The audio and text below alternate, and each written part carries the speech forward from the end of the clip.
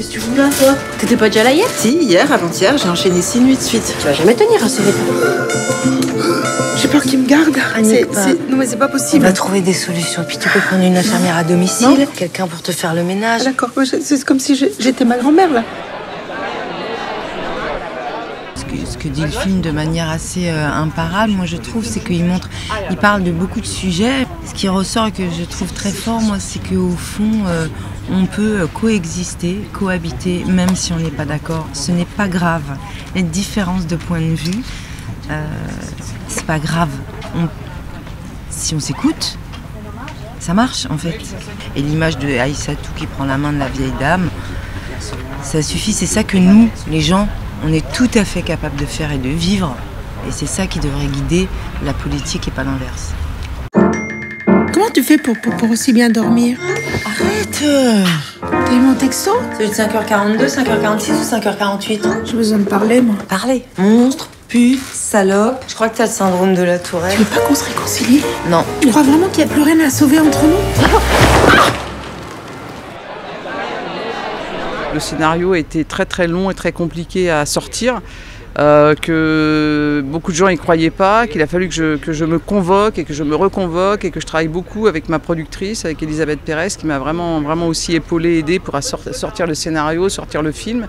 Puis après il y a eu le confinement qui nous a empêchés, et puis ensuite on est reparti pour faire le film, et puis ensuite il y a eu de nouveau des restrictions sanitaires, etc. Donc ça a été un film, oui, qu'on a fait contre vents et marées. On n'a pas pu tourner dans un hôpital. On a fait un film, mais du coup il y a une espèce de solidarité, je sais pas, d'élan, de choses assez folles, qu'on a réussi à trouver une sorte de lien entre les vrais soignants qui sont venus jouer des rôles, entre des non-acteurs, des acteurs, entre des amis, on était tous en train comme des combattants en train de se battre contre un virus qui nous faisait qui nous mettait dans un état en même temps de tension, d'inquiétude. Est-ce qu'on allait pouvoir retourner le lendemain? Est-ce que personne ne serait malade? On devait tourner en plus à l'inverse de ce que j'aime dans le cinéma, où j'aime prendre les gens dans les bras, leur parler à l'oreille. Il fallait que j'ai toujours le masque, que je parle avec mes yeux, que je parle fort. Enfin, tout le monde se dit mais quelle chance on a quand même, nous, on peut travailler, on peut tourner, et on se doit de faire un truc exceptionnel, formidable, parce qu'on nous a octroyé cette chance et ce plaisir de pouvoir travailler ensemble. Et c'était aussi des soignants qui se rendaient compte que le cinéma, c'est pas simplement des paillettes, mais c'est aussi une organisation, un travail, c'est beaucoup de gens dont on a besoin.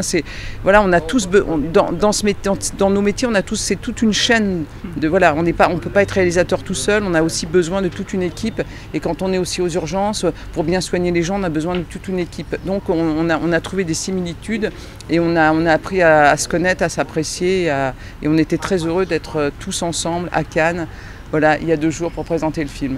On avait quand même eu une standing ovation, moi j'étais pas prête quoi. On m'a pas prévenue.